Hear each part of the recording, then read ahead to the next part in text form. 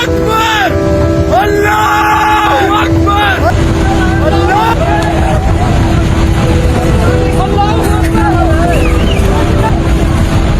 This is a massive flash flood in the history of Dolomite. अस्सलाम वालेकुम। ये जो इमेजेस आप देख रहे हैं ये हैं गिलगित बल्तिस्तान के एक खूबसूरत इलाके दनियोर के, जहाँ पे 2 दिन पहले एक तोदा गिरने से 8 कीमती जानों का नुकसान हुआ है। अब ये क्यों हुआ है ये बात समझने की कोशिश करेंगे। सबसे पहले रिसेंटली गिलगित बल्तिस्तान में बहुत ज़्यादा फ्लडिंग हुई थी, लैंडस्लाइडिंग हुई थी और ग्लाफ की वजह से गिलगित बल्तिस्तान में काफ़ी सारे नुकसानात हुए थे। उसमें से कुछ नुकसानात ऐसे भी थे जो वाटर चैनल्स के साथ हुआ था इशू।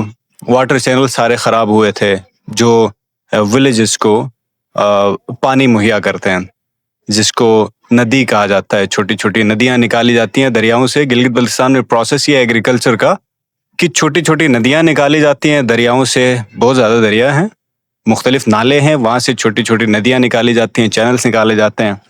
अब पूरा पहाड़ी एरिया है तो होता यह है कि जब भी लैंड स्लाइडिंग होती है तो वो नदी जो निकाली जाती है, जो चैनल्स बनाए जाते हैं, वो चैनल्स उन सैलाबों की नज़र हो जाते हैं।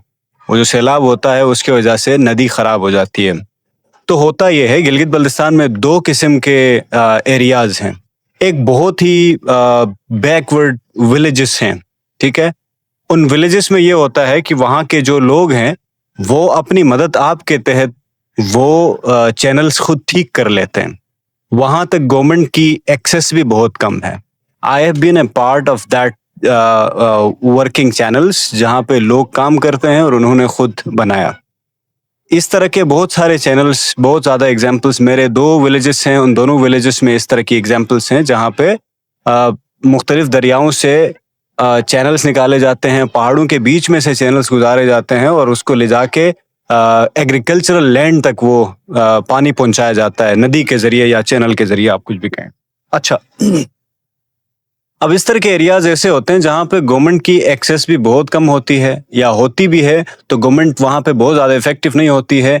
उसके अलावा भी लोग ज़्यादातर अपनी मदद आप के तहत वहाँ काम कर लेते हैं। अब दूसरे ऐसे एरियाज हैं जहाँ पे गवर्नमेंट की बहुत ज़्यादा एक्सेस है और वो मेन सिटीज़ के करीब हैं। उनमें से एक एरिया है दनियोर। दनियोर गिलगित का एक मेन शहर है। उस शहर के अंदर बहुत ज़्यादा एग्रीकल्चरल लैंड है। अगर दनियोर को हम उससे जुटियाल से देखें तो दनियोर एक खूबसूरत किस्म का एक जंगल नज़र आ जाता है। एक बहुत खूबसूरत किस्म की फार्मिंग लैंड वहाँ मौजूद है और दूर से अगर देखें तो बहुत ही सरसब्ज और बहुत ही खूबसूरत एक एरिया है। रिसेंट लैंड स्लाइडिंग के बाद गवर्नमेंट को चाहिए था कि गवर्नमेंट एक्टिव होके वहाँ के जो चैनल्स थे उनको एक्टिव कर ले, उनको ठीक कर ले, लेकिन ऐसा नहीं हुआ। तो वहाँ के लोगों ने एप्लीकेशंस दी, गवर्नमेंट ऑफिशियल्स को अप्रोच किया और वहाँ जाके लोगों से, गवर्नमेंट के नुमाइंदों से बात की, लेकिन हुआ ये कि गवर्नमेंट ने उनकी बात नहीं सुनी, या फिर मे भी जैसे वो कर लेते हैं, मीटिंग खेलते हैं, ठीक है। तो मीटिंग खेल के उन्होंने थोड़ा सा टाइम ज़ाया किया, तो लोगों की फसलें तकरीबन एक हफ्ते से ज़्यादा होने को हुआ, तो लोगों की फसलें ख़राब होने लगी, क्योंकि एग्रीकल्चरल लैंड से लोग उसी से अपना गुजर बसर करते हैं, ठीक है। अब हुआ यह कि वहाँ के जो लोग थे उन्होंने अपनी मदद आप के तहत जाके उस चैनल को वागुजार करने की कोशिश की। अब जैसे लोग वहाँ गए, गंटी बिलचा और जिनके जो लोकल उनके पास देसी जो कुछ उनके पास था जो एग्रीकल्चर के लिए यूज़ होते हैं, वहीं इंस्ट्रूमेंट्स लेके, चूँकि उनके पास ज़्यादा हाई टेक इंस्ट्रूमेंट्स तो थे नहीं, तो वो देही इलाके के लोग थे और फार्मर्स थे, उन्होंने खुद जाके कोशिश की गंटी बिलचा से।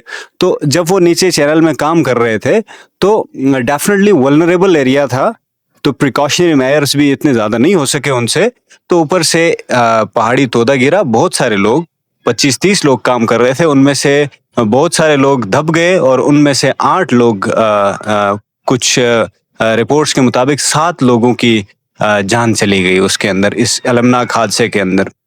तो इन शुहदा को दनियोर में लाके लोगों ने प्रोटेस्ट भी किया, बहुत सारी चीज़ें की। द पॉइंट इज़ कि इतने सारे लोग वहाँ पे शहीद हुए और इतने ही ज़्यादा 10 से 15 लोग अभी तक जख्मी हैं, जख्मी हालत में पाए जाते हैं, क्रिटिकल सिचुएशन में हैं। अब ये क्यों हुआ? इस तरह का मसला पेश क्यों आया? ये इसलिए हुआ कि सबसे पहले गवर्नमेंट को प्रोएक्टिव होना चाहिए था। ये 2022 में मैंने अपने किसी उसमें टॉक में सच न्यूज़ टीवी के साथ मैंने बात की थी, वहां भी मैंने यही बात की थी। उसके बाद भी बहुत सारे जगहों पे हमने कोशिश की है कि गवर्नमेंट को ये बावर कराने की कोशिश की है कि भाई you have to be proactive. मैं आपको एक एग्जांपल देता हूँ। यूएनडीपी के थ्रू गिलगित बल्तिस्तान को 35 मिलियन डॉलर्स मिले हैं पिछले 35.67, अभी मैं फिगर्स देख रहा था, 35.67 मिलियन डॉलर्स 2017 से लेके अभी तक, ये डिजास्टर मैनेजमेंट के हवाले से। ठीक है, तो अब ये डिजास्टर मैनेजमेंट के नाम पे 35.67 मिलियन डॉलर्स के फंड जो मिलते हैं वो सारे कहाँ गए? ग्लोफ के ऊपर इनको फंड्स मिले हैं और चलें गवर्नमेंट ऑफ पाकिस्तान को मिले, गवर्नमेंट ऑफ पाकिस्तान से एडमिनिस्ट्रेटिव प्रोसेस के थ्रू होते होते अगर 35 मिलियन से इस 2025 के जो फिगर्स हैं वो 1.01 मिलियन डॉलर्स हैं, तो 1.01 मिलियन के हाफ भी अगर आप कर लें तो 500,000 जो डॉलर्स हैं उनका कहाँ पे खर्च हुआ है? वो कहाँ पे? कुछ लोगों को हेलीकॉप्टर से आके इवैक्यूएट किया है, वो भी उसने किया है, आर्मी ने किया है, तो उनके आर्मी के अपने फंड्स होते हैं। ठीक है, तो डिजास्टर मैनेजमेंट का एक्चुअल फंक्शन कहाँ है? तो हमने ये बावर कराने की कोशिश की है कि government has to be proactive. Proactive का मतलब ये है कि ये जो ग्लोफ के जो प्रोसेस होते हैं, ये जो ग्लेशियर लेक आउटबर्स्ट होते हैं, ये फ्लड्स होते हैं, इनसे पहले बंद बांधे जाएं। ऐसी तमाम वल्नरेबल जगहों पे आवाम को जाने न दें, वहां पे बंद बांधें और वहां पे अर्ली वार्निंग सिस्टम्स बनाएं और वहाँ ऐसी जगह बनाएं, ऐसे डैम्स बनाएं या फिर ऐसे टैंक्स बनाएं जहां पे पानी स्टोर किया जा सके। अच्छा, ये चीज़ नहीं हुई। जब ये नहीं हुई तो ये प्रोएक्टिव काम तो नहीं हुआ। अब गवर्नमेंट को चाहिए कि ये शर्मिंदगी का मुकाम है और बहुत ही शर्मनाक सूरत हाल है कि प्रोएक्टिव न होने के बावजूद उन्होंने क्या किया, पोस्ट एक्टिव जो फ्लड के बाद जो काम किया जाता है, जिसको हम कहते हैं डिजास्टर मैनेजमेंट, ठीक है, उसको हम कहते हैं पोस्ट फ्लड मैनेजमेंट, वो भी नहीं हुई।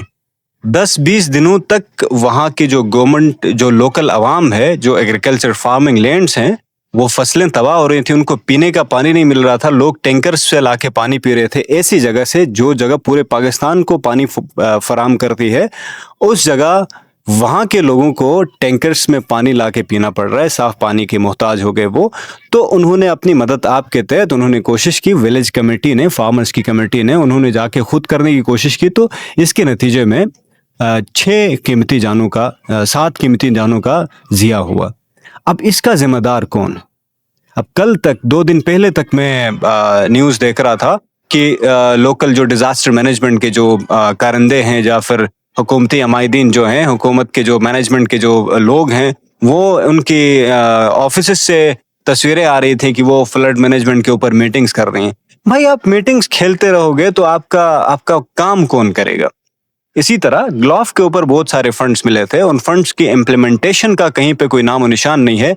कुछ कमेटीज बनी हैं, विलेज कमेटीज, और मीटिंग्स खेली गई हैं, सर्वेज किए गए हैं, वो सारा पैसा जितना था बर्बाद किया है सर्वेज के ऊपर, मीटिंग मिनट्स बना के पेश की गई हैं और पैसा इधर उधर होके सारा सर्वेज पे, ट्रेवलिंग पे। अभी मैं उसकी सारी रिपोर्ट, ये सारी ऑनलाइन यूएनडीपी के उसमें मौजूद हैं, उन्होंने किस किस बंदे को पे किया, वो सारी चीज़ें मौजूद हैं, आप जाके देख लें। 2023 की रिपोर्ट मौजूद है, AWP की रिपोर्ट, तो आप लोग जाके उसको देख लें। सारे इधर उधर, कभी ट्रांसपोर्ट में, कभी किसी एक्टिविज्म पे।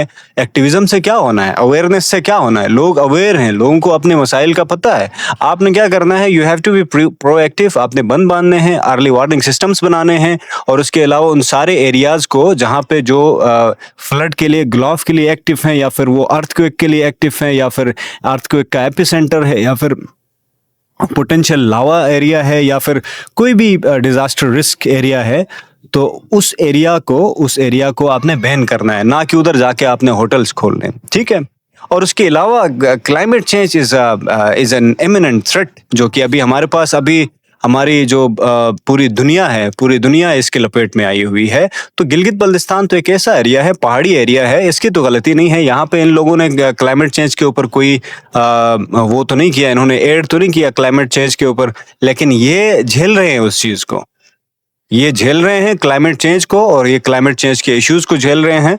और इसी तरह अगर हम रहे, चूंकि हम बहुत ज्यादा वल्नरेबल भी हैं, लेकिन इसी तरह अगर हम रहे, बैठे रहे, हमने उसके ऊपर काम नहीं किया, हमने प्रोएक्टिव कोई एक्शन नहीं लिया, तो गिलगित बल्तिस्तान को अभी तो बहुत कम नुकसान हुआ है, अभी आगे बहुत ज्यादा नुकसान हुआ, इससे भी ज्यादा। तो आप लोग मीटिंग्स खेलते रहिएगा, तो आवाम नुकसान उठाती रहेगी, इसी तरह चलता रहेगा।